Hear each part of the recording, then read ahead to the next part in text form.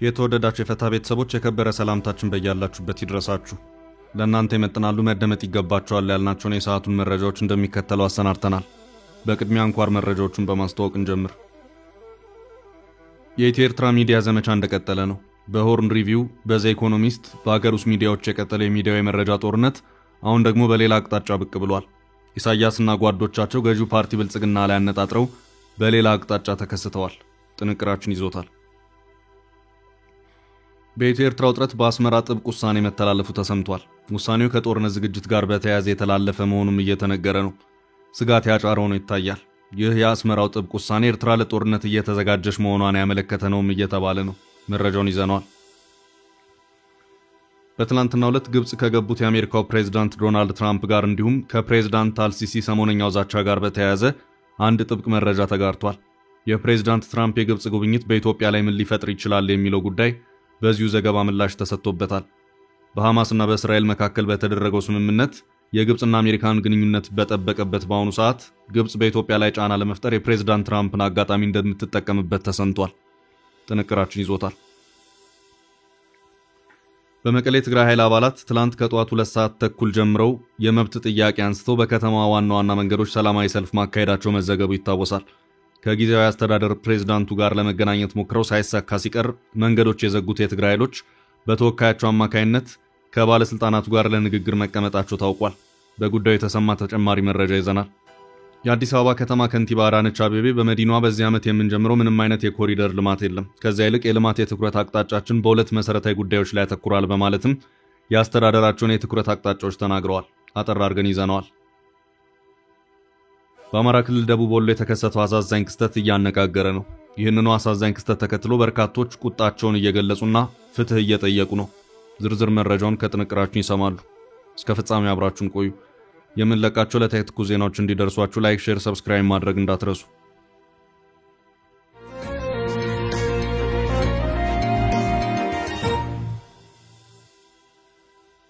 የአስመራው የጦርነት ጥብቅ ትዕዛዝ። በኢትዮ ኤርትራ ውጥረት በአስመራ ጥብቅ ውሳኔ መተላለፉ ተሰምቷል። ውሳኔው ከጦርነት ዝግጅት ጋር በተያያዘ የተላለፈ ነው። ይህ የአስመራው ጥብቅ ውሳኔ ኤርትራ ለጦርነት እየተዘጋጀች መሆኗን ያመለከተ ሆኗል። የኢትዮጵያ ኤርትራና የህወሓት የቃላት ጦርነት ንሯል። ይዋጉ ይሆን የሚል ጥያቄን ያስከተለው የዶቼ ቬለ ዘገባ በአስመራ አውቶቡሶች ስራ እንዲያቆሙ ትዕዛዝ መተላለፉን አመልክቷል። በቂ የውጭ ምንዛሬ የሌላት ኤርትራ በነዳጅ ላይ የምታደርገው ቁጥጥር ከፍተኛ ነው። አንዳንድ ጊዜ ነዳጅ በኩፖን የሚቀዳበት የራሽን ስርዓትም አለ። አሁን እነዚህ የኤርትራ የህዝብ ማመላለሻ አውቶቡሶች ስራ አቁሙ የተባለው ለአደጋ ጊዜ ድንገት የነዳጅ እጥረት ቢከሰት በሚል ስጋት መሆኑን ይሄው የመረጃው ምንጭ የሆነው ዶቼ ቬለ በዘገባው አክሎ አመላክቷል። በህወሓት በኢትዮጵያ መንግስት በኩልም ሆነ በአስመራ በኩል ጦርን የማጠናከር አዳዲስ ተዋጊዎችን የመመልመል ሁኔታዎች የሚታዩ መሆናቸውን የጠቀሰው ዘገባው ሰሞኑን ከአስመራ የሚናፈሱ መረጃዎች ደግሞ ለሚፈጠረው ቀውስ ነዳጅ ለመቆጠብ በሚል የአስመራ የህዝብ ማመላለሻ ተሽከርካሪዎች ስራ እንዲያቆሙ መደረጉን ገልጿል። ጦርነት ማግስት ወዳጅነት፣ በወዳጅነት ሀፍታ መሃል ጸብ የሚገጥሙት የአዲስ አበባ የአስመራና የመቀሌ ገዢዎች ከ30 ዓመት በላይ እንደኖሩበት የሀፍታ ፍቅር ስምምነት ወይም አቅም ማጣት ያዳፈነውን ጦርነት ዳግም ለመጫር ከዲፕሎማሲ እስከ ጦር ስልጠና እየተዘጋጁ ነው ሲል ዘገባው አብራርቷል። የአፍሪካና የመካከለኛው ምስራቅ የፖለቲካ ተንታኝ አብዱራህማን ሰይድ ለዘገባው በሰጡት ቃል ወደ 2010 መለስ ብለው ያኔ አስመራና አዲስ አበባን ህዝብ ያስቦረቀውን የኢሳያስ አብይ ፍቅርን አብነት ጠቅሰው በአብይ አህመድና በኢሳያስ አፈወርቂ አስመራ ውስጥ የተደረገው ስምምነት በ2015 በፈረንጆች አቆጣጠር ስጋቶች ነበሩ ሲሉ አውስተዋል። የጥቅም ጋብቻ ሳያገናኛቸው አይቀርም ያሉት ተንታኙ በዚያን ጊዜ ምናልባት ያገናኛቸው የህወሓት ኃይል ለሁለቱም ስጋት ሆኖ ስለቀረበ ሁለቱን ኃይላት ወደ 2018 ስምምነት ሳያስገባቸው አልቀረም ብለዋል። ከአስመራ አቡዳቢ፣ ጅዳ እየዞረ የተፈረመው ስምምነት ዝርዝር ይዘት ለህዝብ በግልጽ አልተነገረም። የአስመራና የአዲስ አበባ ህዝብ ግን በየአደባባዩ ለመጨፈር የስምምነቱን ዝርዝር ይዘት ማወቅ፣ የጠላት ጠላት ወዳጅነቱን ማስተንተን መጠየቅ አላስፈልገውም ያሉት የፖለቲካ ተንታኙ የአስመራና የአዲስ አበባ ገዢዎች በሆይ ሆይታ ጭፈራ ቱማታ ሲታጀቡ የመቀሌ ገዢዎች በአንጻሩ ከኢትዮጵያ ጦር ከ75 ከመቶ የሚበልጠውን ኃይል በመቆጣጠራቸው አብጠው ነበር። ውጤቱ ጦርነት። በትንሽ ግምት ከግማሽ ሚሊዮን በላይ ሰው የፈጀው ሚሊዮኖችን ያፈናቀለው ጦርነት ህወሓትን አዳክሞ በስምምነት ሲቆም የአስመራና የአዲስ አበባዎች ፍቅር ወይም በአቶ አብዱራህማን አገላለጽ የጥቅም ጋብቻም አበቃ። የአስመራና የአዲስ አበባ ገዢዎች ግንኙነት ከወዳጅነት ወደ ጠላትነት ሲለወጥ የአስመራና የግብጽ የአስመራና የህወሓት ጠላትነት ይቀዘቅዝ አልፎም ወደ ወዳጅነት ይለወጥ ገባ ያለው ዘገባው የአስመራና የመቀሌ ገዢዎች ከ1990 እስከ 1992 ከ2013 እስከ 2015 በገጠሟቸው ጦርነቶች ደም ባቃቡት ህዝብ ስም የህዝብ ለህዝብ ጥምረት ወይም ጽምዶ እያሉ ወዳጅነታቸውን ያጠናክሩ ያዙ ብሏል። ህወሓትን ከአስመሮች ጋር ያቆራኘ የመሰለው የቃላት ሰጥ አገባ የአሰብ ወደብን ሰበብ አድርጎ እየናረ ነው። የኢትዮጵያ ውጭ ጉዳይ ሚኒስቴር ባለፈው መስከረም ማብቂያ ለተባበሩት መንግስታት ድርጅት ዋና ጸሐፊ በጻፈው ደብዳቤ የኤርትራ መንግስትና አክራሪ ያለው የህወሓት አንጃ ኢትዮጵያ ለመውጋት እየተዘጋጁ ነው ይላል። ደብዳቤው ሁለቱ ኃይላት የአማራ ክልል አማጽያንን ወይም ፋኖን በገንዘብ በዘመቻና በእዝ ይረዳሉ በማለት ወቅሷልም። የኤርትራ ማስታወቂያ ሚኒስትር የማነ ገብረ መስቀል የኢትዮጵያን ወቀሳ የቀድሞ ግዛትን ለማስመለስ ያለመ ወታደራዊ ጸባጫሪነት የታከለበት ፕሮፓጋንዳ በማለት አጣጥለው ነቅፈውታል። የህወሓት መሪዎችም ለተባበሩት መንግስታት ድርጅትና ለአፍሪካ ህብረት በጻፉት ደብዳቤ የኢትዮጵያ መንግስትን ደብዳቤ አደገኛ፣ እውነትን የገለበጠ፣ በዳይን እንደ ተበዳይ የቀረበበት በማለት ተቃውመውታል። ሶስቱም ኃይላት የጦር ኃይላቸውን እያጠናከሩ መሆናቸውን የገለጸው ዘገባው አዳዲስ ተዋጊ እየመለመሉ መሆናቸውን ሲዘግብ መቆየቱን አውስቷል። በኤርትራ ለሚፈጠረው ቀውስ ነዳጅ ለመቆጠብ በሚል የአስመራ የህዝብ ማመላለሻ ተሽከርካሪዎች ስራ እንዲያቆሙ መታዘዛቸውን አጽንኦት ሰጥቷል።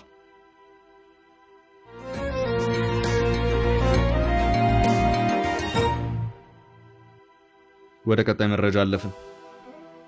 ከነካቹን ኢሳያስ የኢትዮጵያና የኤርትራ የሚዲያ ዘመቻ እንደቀጠለ ነው። ሁለቱም መንግስታት አንዱ በሌላው ላይ ክሶችን የሚያሰሙበት ሁኔታ እንደቀጠለ ነው። የኢትዮጵያ መንግስት የኤርትራን ሀገራዊ ዕውቅና ለመንጠቅ እንዲያስብበት የሚያሳስብ ጠንከር ያለ ጽሑፍ በሆርን ሪቪው ድረገጽ ላይ በተስተናገደበት ሁኔታ ኤርትራ ደግሞ በሌላ አዲስ ድረገጽ ብቅ ብላለች። በዚህም የሀገሪቱን መንግስት አቋም በመተንተን ወቀሳዎችና ማስጠንቀቂያዎችም ታይተዋል። የኤርትራ የማስታወቂያ ሚኒስትር የማነ ገብረ መስቀል መልካም ምንባብ በማለት ብታነቡት ብለው በኤክስ ገጻቸው ያጋሩበት ሁኔታ ታይቷል። ፕሬዝዳንት ኢሳያስ ከነካቹን በማለት አስጠንቅቋል የተባለው ሐሳብ አብሮ በዚሁ አተታ ውስጥ ተጋርቷል። መልሶ የማስታወስ ማስጠንቀቂያ ይመስላል። ይሄው ሰፊ አተታ ብሌም ዊዛውት ሼም የሚል ርዕስ የተሰጠው ነው ይታያል። ያለምንም ሀፍረት እና መሸማቀቅ ሌሎች ጥፋተኛና ተወቃሽ ማድረግ የሚል ይዘት ያለው ነው ይታያል። የኤርትራ ኢንፎርሜሽን ሚኒስትር የማነ ገብረ መስቀል ያጋሩት ይሄው ዘለግ ያለ ጽሑፍ የራስን ውድቀት ለመሸፈን ኤርትራን መክሰስ በሚለው ዙሪያ እየተሽከረከረ ገዢውን ፓርቲ ብልጽግና አጥብቆ የሚተቸው ነው ይታያል። አፍሪካን ቪውስ በሚለው ድረገጽ የተስተናገደ ጽሑፍ ነው። ከተወሰኑ ጊዜያት ወዲህ ኤርትራ ዘ ኢኮኖሚስትን ጨምሮ በሌሎች በርካታ ዓለም አቀፍ መገናኛ ብዙሃን ከባድ ምት እየደረሰባት ይገኛል። ይሄው ብሌም ዊዛውት ሼም ትንታኔ የጸሐፊ ስም አልተሰጠውም። የአስመራ ድምጽ መሆኑ ግን ከአቶ የማነ ገብረ መስቀል የኤክስ ገጽ ማጋራት ጀምሮ እስከ ጽሑፉ ይዘት ድረስ የአስመራ አቋምና ድምጽ መሆኑ በግልጽ ያስታውቃል። ጽሑፉ በግዛት ይገባኛል ያረጀ ያፈጀ ጥያቄ ኢትዮጵያ ባለስልጣናት ኤርትራ ላይ እየፎከሩ ይገኛሉ ይላል። ይኸው ፉከራ ለሁለት ዓመታት የዘለቀና በጠቅላይ ሚኒስትር አብይ አህመድና በሀገሪቱ ጀነራሎችን በብዛት የሚቀነቀን ሆኖ ይታያል በማለት ወቀሳውን ይቀጥላል። አተታው በመቀጠልም በዚህም ኢትዮጵያ ዓለም አቀፍ ሕግጋትን ከመጣስ ባለፈ በቋፍ ላይ ያለውን የአፍሪካውን ቀንድ ቀጠናዊ ፖለቲካም አደጋ ላይ እየጣለች ነው በማለትም ማብራሪያውን የሰጠበት ሁኔታም ታይቷል። የኤርትራን ግዛት ኢትዮጵያ ለማድረግ በተለያዩ ጊዜያት የሚነገሩ የባለስልጣናት ንግግሮችን ወደ ኋላ ሄዶ ማስታወስ ይገባል ያለው ይሄው አተታ በዚህም ባለስልጣናቱ በየጊዜው ተናገሯቸው ያላቸውንም የዘረዘረበት ሁኔታ ታይቷል። አተታው በዚሁ ማብራሪያውም የኢትዮጵያ ባለስልጣናት የህዳሴውን ግድብና ቀይ ባህርን የሚያስተሳስር ሁለት ስትራቴጂ ነድፈናል፣ በቅርቡም ወደብ ይኖረናል፣ እሬቻን በቀይ ባህር እናብራለን፣ ወደ ባህር መውጣት ስለሚገባን የባህር ኃይል አቋቁመናል፣ የኢትዮጵያ ከቀይ ባህር ውጭ መሆን ተቀባይነት የለውም፣ የኤርትራ ህዝብ ውሳኔ ህገወጥ ነበር፣ ሰራዊታችን ድንበር ላይ ነው፣ በዚህም አጥለቅልቀን እንውጣቸዋለን በማለት በተከታታይ ተናግረዋልም ሲል ክሱን አሰምቷል። እነዚህ ንግግሮችም እንደዚህ የምላስ ወለምታ ተደርገው የሚወሰዱ ሳይሆኑ በጥልቀት የታሰበባቸውና ከቆየው የውስጥ ፍላጎት የመነጩ ናቸው በማለትም ከሁለት ወራት በፊት ኢሳያስ ሰጡት ያለውን አንድ ቃለ ምልልስን በማስታወስ ማስጠንቀቂያ የሰጠበት ሁኔታም ታይቷል። እኛ የጦርነት ፍላጎት የለን፣ የሰዎችን ግዛት የመመኘት አባዜ ውስጥም አይደለን። ሆኖም ካጠቁር ራሳችን እንዴት እንደምንከላከል እናውቅበታለን። ለዚህም ታሪክ ይመስክር፣ ታሪክ አዋቂዎችን ሂዱና ጠይቋቸው ሲሉም ኢሳያስ ተናግረዋል በማለት ማብራሪያውን ሰጥቷል። ኢሳያስ የሰው ግዛት አንመኝም ይበሉ እንጂ በሁለት ዓመታቱ የትግራይ ጦርነት ወቅት ጦራቸው ከያዘ የኢትዮጵያ ግዛት ዛሬም ድረስ የወጣበት ሁኔታ የለም። ኢሳያስ ጦራቸውን ከኢትዮጵያ ግዛት እንዲያስወጡ ከተባበሩት መንግስታት ጀምሮ በተለያዩ ዓለም አቀፍ ተቋማት ተጠይቀዋል። ሆኖም ጦራቸው የሚገኘው በራሱ ግዛት ነው በማለት ኤርትራ በተደጋጋሚ ምላሽ የሰጠችበት ሁኔታም ታይቷል። በሌላ አቅጣጫ ደግሞ ኢሳያስ ኤርትራ የሌሎችን ግዛት የመፈለግ አባዜ የለባትም የሚል ማብራሪያን የሰጡ መሆኑ ተጠቅሶ በዚሁ አተታ ላይ ማብራሪያ የተሰጠበት ሁኔታም ይታያል። ከነኩን እናሳያቸዋለን የሚለው የኢሳያስ አባባልም ቢሆን ውሃ የሚቋጥር ሆኖ አይታይም። ኢሳያስ በኢትዮ ኤርትራ ጦርነት ወቅት ጦራቸውን ባልታሰበ ሁኔታ ባድመንና ሌሎች የኢትዮጵያን ግዛቶች ቢቆጣጠርም በጦርነት ተሸንፎ ግዛቶቹን በጉልበት የለቀቀበት ሁኔታም ጭምር የሚታወስ ነው። ኢሳያስ ወርቃማ ታሪክ የሚሉት የ30 ዓመታቱን የነጻነት ትግል ነው።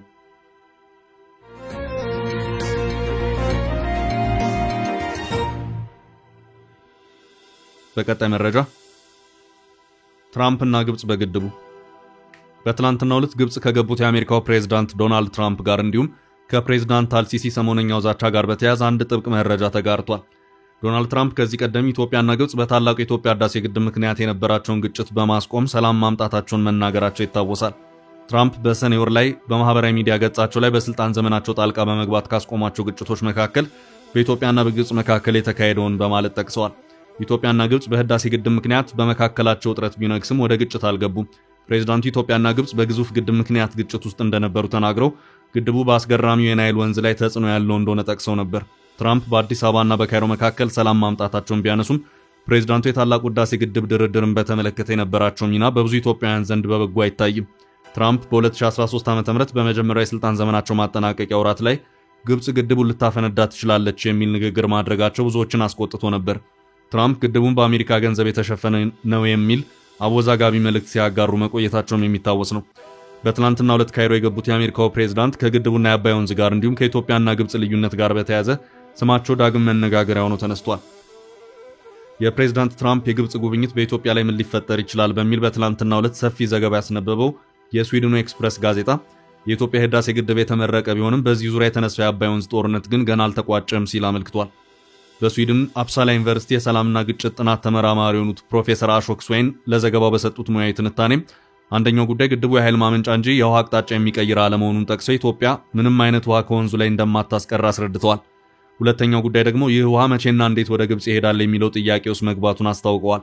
ፕሮፌሰሩ እንዳሉት ግብጽ በግድቡ ላይ በተደጋጋሚ ተቃውሞዋን ስታሰማ የቆየች ሲሆን እርምጃ እንደምትወስድም በተደጋጋሚ ያስጠንቅቃለች። ነገር ግን የግብጽ ዛቻ በአብዛኛው ከባዶ ቃላት ያለፈ አለመሆኑንም አስረድተዋል። ፕሮፌሰሩ አክለውም አሁን ላይ ይህ ጉዳይ ኢትዮጵያና የግብጽ ብቻ እንደማይሆን ጠቅሰዋል። በሐማስና በእስራኤል መካከል በተደረገው የግብጽና አሜሪካን ግንኙነት የጠበቀ አድርጎታል። በዚህም የተነሳ ፕሬዝዳንት ትራምፕ ወደ ግብጽ አቅንተዋል ያሉት ፕሮፌሰሩ ይህን ድል ግብጽ በኢትዮጵያ ላይ ጫና ለመፍጠር እንደምትጠቀምበት አመልክተዋል። በዚህ ወቅት ኢትዮጵያ ከቻይና ጋር የጠበቀ ወዳጅነት እንዳላት መረሳት የለበትም ያሉት ፕሮፌሰሩ ግብጽ ይህንን ጉዳይ ወደ ጸጥታው ምክር ቤት በወሰደችበት ወቅት ቻይና ለኢትዮጵያ ድጋፍ መስጠቷን አውስተዋል። የቻይና አቋም የውሃ ምንጭ የሆኑት የላይኛው ተፋሰስ ሀገራት የመጠቀም መብት አላቸው የሚል እንደሆነ የጠቀሱት ፕሮፌሰሩ ቻይና በሜኮንግ ወንዝ፣ በየሎ ወንዝና በሳልዊን ወንዝ ላይ ተመሳሳይ መንገድ መከተሏን አስታውቀዋል። በመሆኑም ቻይናና ኢትዮጵያ በውሃ ፖሊሲ ላይ ተመሳሳይ አቋም እንዳላቸው ጠቅሰው ቻይና ለህዳሴው ግድብ የምትሰጠውን ድጋፍ እንደምትቀጥልበት አስረድተዋል። በስዊድን አፕሳላ ዩኒቨርሲቲ የሰላምና ግጭት ተመራማሪ የሆኑት ፕሮፌሰር አሾክ ስዌን ይህ በግብጽና በኢትዮጵያ መካከል የተፈጠረው ውዝግብ ሊፈታ የሚችል መሆኑን ገልጸው በእኔ እምነት ውዝግቡን ለመፍታት የሚያስፈልገው ፖለቲካዊ ፈቃደኝነት ብቻ ነው ብለዋል። ግድቡ ውሃውን ያስቀረዋል የሚል እምነትም እንደሌላቸው አጽንኦት ሰጥተዋል።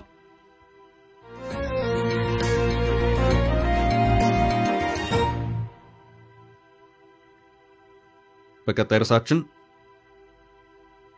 ፕሬዝዳንቱ ሊገኙ አልቻሉም። ለተቃዋሚ የወጡ የትግራይ ኃይሎች ተወካዮች ከጊዜያዊ አስተዳደሩ ጋር ተነጋገሩ።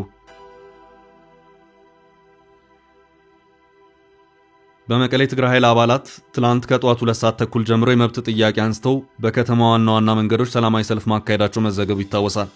የጦር አባላቱ የኛን ጥያቄ መመለስ ከማይችል አመራር የሌላው ህዝብ ጥያቄ ሊመልስ አይችልም ሲሉ ነው የተደመጡት። ሰልፈኞቹ ጥያቄያቸውን አንግበው ወደ ጊዜያዊ አስተዳደሩ ቢያመሩም የሚያናግራቸው አካል ማጣታቸውን የቲክቫ ኢትዮጵያ ዘገባ አመልክቷል። በኋላ ላይ ግን የሰላማዊ ሰልፈኞቹ ተወካዮች ከጊዜያዊ አስተዳደሩ ከፍተኛ ወታደራዊና የሲቪል አመራሮች ጋር ሊነጋገሩ መቻሉ ታውቋል። በመቀሌ ጎዳናዎች በርከት ብለው የታዩት የትግራይ ኃይሎች መሰረታዊ ያሏቸውን ጥያቄዎች በመፈክር አሰምተዋል። ቁጣ በተቀላቀለበት ሰልፈኞቹ ተቃውሞ የደሞዝና ጥቅም ጥያቄ እንዲመለስ፣ የሰራዊት ድምጽ እንዲሰማ፣ ጦርነት አለመፈለግንና ሰላም መሻታቸውን አጥብቀው ገልጸዋል። እንዲሁም ክብር ለሰራዊትና ለተሰዉ ቤተሰብ አባላት ሲሉ ነው መፈክሮችን ያሰሙት። ሰላማዊ ሰልፈኞቹ መፈክራቸውን እያሰሙ ወደ ትግራይ ጊዜያዊ አስተዳደር ፕሬዝዳንት ጽሕፈት ቤት ቢያመሩም ፕሬዝዳንቱን ሌተናል ጀነራል ታደሰ ወረደን ማግኘት አለመቻላቸውን የተነገረው። ጥያቄያቸውን ሰምቶ መልስ የሚሰጥ ኃላፊ በማጣታቸው የተቆጡት ሰልፈኞቹ ከቀኑ 7 ሰዓት እስከ 11 ሰዓት ከመቀሌ ወደ አሉላ አባ ነጋ አውሮፕላን ማረፊያ የሚወስደው ዋና የመኪና መንገድ በድንጋይና በአካል ዘግተውት መዋላቸው ተዘግቧል። በኋላ ላይ ሰላማዊ ሰልፈኞቹ ተወካዮች ከጊዜያዊ አስተዳደሩ ከፍተኛ አመራሮች ጋር ለውይይት መቀመጣቸው የታወቀ ሲሆን ይህን ተከትሎ የተዘጋው መንገድ መከፈቱን ቲክቫ ዘገባ አመልክቷል።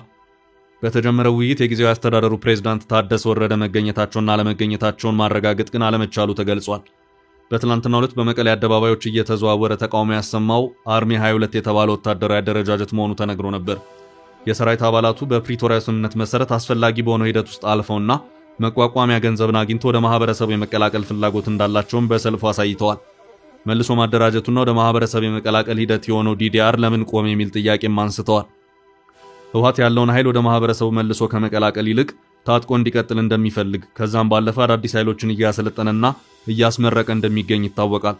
የክልሉ አስተዳደር ለታጣቂው ኃይል በሚሊዮኖች ከበጀቱ እየከፈለ በካምፕ ማቆየቱ በክልሉ ልማትና አስተዳደር ጥያቄዎች ላይ አሉታዊ ተጽዕኖ ማምጣቱን የቀድሞ ጊዜያዊ አስተዳደር ፕሬዝዳንት የነበሩት አቶ ጌታቸው ረዳ መናገራቸው ይታወሳል።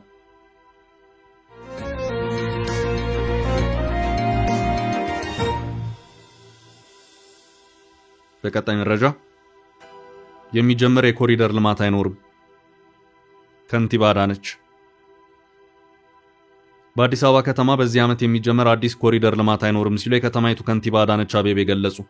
ከንቲባ አዳነች አቤቤ ይህን የተናገሩት በትላንትናው ዕለት ማለትም ጥቅምት 3 ቀን 2018 ዓ.ም በተካሄደው የአዲስ አበባ ምክር ቤት መደበኛ ጉባኤ ላይ ነው። ከንቲባዋ በዚሁ የትላንቱ የምክር ቤቱ ማብራሪያቸው በዚህ ዓመት ኮሪደር ብለን እንደ አዲስ የምንጀምረው ስራ አይኖረንም። ከዚያ ይልቅ ጥናት እናደርጋለን፣ ቤቶች እንገነባለን። በጥናታችን መሰረት ከህዝብ ጋር ቅድሚያ የምንሰጣቸው ቦታዎች ያልናቸው ላይ ውይይቶች እናደርጋለን ሲሉም ተናግረዋል። ከንቲባ አዳነች በዚሁ ማብራሪያቸውም በዚህ ዓመት የከተማ አስተዳደሩ ሁለት ነገሮች ላይ ትኩረቱን አሳርፎ የሚሰራ መሆኑንም ተናግረዋል። አንደኛው የቤቶቹ ግንባታ ላይ ሲሆን ሌላኛው ደግሞ የንጹህ መጠጥ ውሃ አቅርቦት ላይ መሆኑን አመላክተዋል። አዲስ የሚጀመር የኮሪደር ልማት ባይኖርም የመንገድ ስራዎች የሚቀጥሉ መሆኑን ያመለከቱት ከንቲባ አዳነች አቤቤ የሚሰሩት መንገዶች የኮሪደር ልማትን የመንገድ ስታንዳርድ በጠበቀ መልኩ የሚገነቡ ናቸው ሲሉም ተናግረዋል።